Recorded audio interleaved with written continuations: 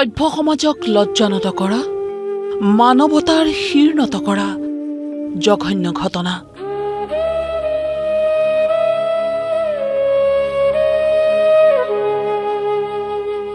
মাতৃৰ মমতাক চূড়ান্ত পদাঘাত সন্তানৰ।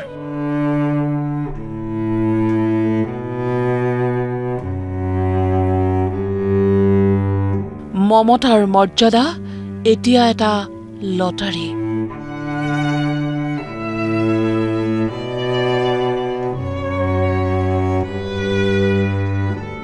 কোনে ভৰণ পোষণ দিব মাতৃক? তিনি কন্যাৰ মাজত লটাৰী। আৰু কি এতিয়া কৈছে এসপ্তাহ ৰাখবা লাগব আৰু ইবাৰ কৈছে 2 নম্বৰটো, তাৰপৰা নেক্সট সপ্তাহত সৰুটোৰ পৰব, একদম সৰুটোৰ, তাৰপৰা নেক্সট সপ্তাহত মোৰ পৰব। 70 ঊৰ্ধৰ এগৰাকী দুৰ্ভগীয়া মহিলাৰ কাহিনীয়া। নাম কৌশল্যা দাস।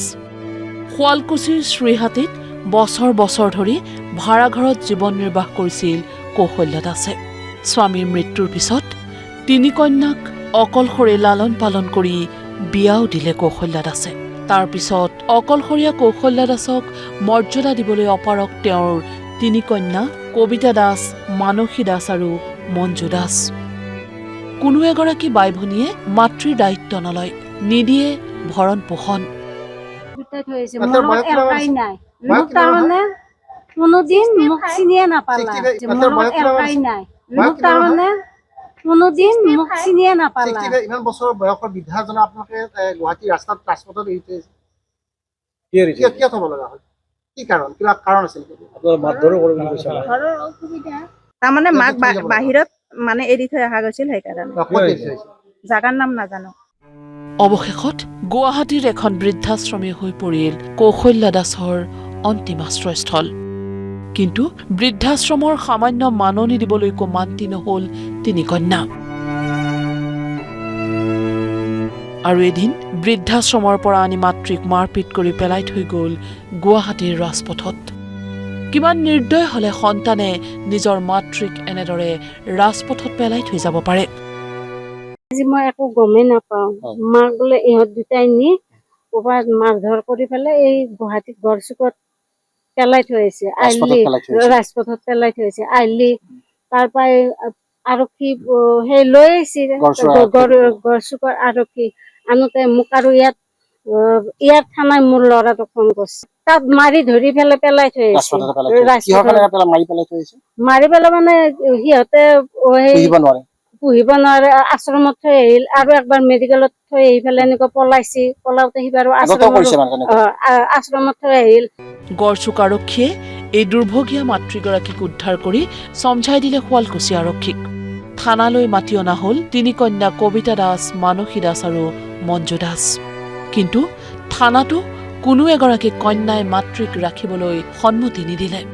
উপায়বিহীন হৈ শুৱালকুছি থানাৰ ভাৰপ্ৰাপ্ত বিষয়া বিকু বৰ্মনে লটাৰীৰ আশ্ৰয় ললে। এতিয়াৰে পৰা প্ৰতিগৰাকী জীয়ৰীয়ে এসপ্তাহকৈ ৰাখিব লাগিব মাতৃক। আৰু কি এতিয়া কৈছে এসপ্তাহ ৰাখবা লাগব আৰু ইবাৰ কৈছে 2 নম্বৰটো, তাৰপৰা নেক্সট সপ্তাহত সৰুটোৰ পৰব, একদম সৰুটোৰ, তাৰপৰা নেক্সট সপ্তাহত মোৰ পৰব। ভগাই ল'ব লগা হৈছে। সেনেকুৱা হৈছে, নোপোহা হৈছে কোনো। সিহঁতেতো আগতে খাই লৈ পেলাই মাৰি ধৰি পেলালাই ৰাজপথত, মাজুজনীৰ ল'ৰাটোৱে। কিন্তু কি কাৰণত তিনি কন্যাই এনেদৰে অত্যাচাৰ কৰিলে মাতৃক? কিয় ভৰণ পোষণ দিব নোৱাৰে এই তিনিওগৰাকী কন্যাই? তেওঁলোকৰ হাতত নাই কোনো সদুত্তৰ। মই নাৰাখিলোৱে হয়, মইতো ৰাখিছিলোৱে। নহয়, মই পইচা দিব নোৱাৰো, মোৰ সেইটো ডিচিজন আছে। কি কয়, আপোনাৰ ভুল হৈছে নে ভুল হোৱা নাই? ই থৈ অহাটো ভুল হৈছে। কাৰ দায়িত্ব দি থৈ আহিছে? কাকো দায়িত্ব দিয়া থৈ অহা নাই, ৰাজপথত এৰি থৈ দিছে, মানে মৰিবলৈ এৰি থৈ আহিছে। টকা পইচা সম্পত্তিৰ বাবে জন্মদাত্ৰী মাতৃক ৰাজপথলৈ উলিয়াই দিয়াৰ কন্যাৰ কাণ্ডই এতিয়া জোকাৰি গৈছে সকলোৰে হৃদয়। শুৱালকুছি থানাৰ পৰা প্ৰথমটো সপ্তাহত মাতৃক নিজৰ লগত ৰাখিবলৈ লৈ গল মাজু কন্যাই। এতিয়া মাজু কন্যাৰ লগত আছে কৌশল্যা দাস। আপুনি ভালে আছে? আছো হয়। এতিয়া ঠিকে আছে? খোৱা লোৱা কৰিছে নে নাই? খাবৰ ইচ্ছাই নাযায় এতিয়া থাকি কেনে লাগিছে? থাকি বেয়া লগা নাই মনেৰে যিমান অৱহেলা কৰিলেও কন্যাৰ লগত থকাটোৱে যেন কৌশল্যা দাসৰ একমাত্ৰ শান্তি আৰু সান্তনা। সন্তানৰ লগত থাকি কৌশল্যা দাসে মনত শান্তি পাইছে। আপুনি এতিয়া ক'ত আছে? অঁ কোন জীয়ৰী ঘৰত আছে? মাজুৰ জীয়ৰী হয়। আপুনি আগতে ক'ত আছিল? আগতে গুৱাহাটীত আছিলোঁ গুৱাহাটীৰ ক'ত আছিল?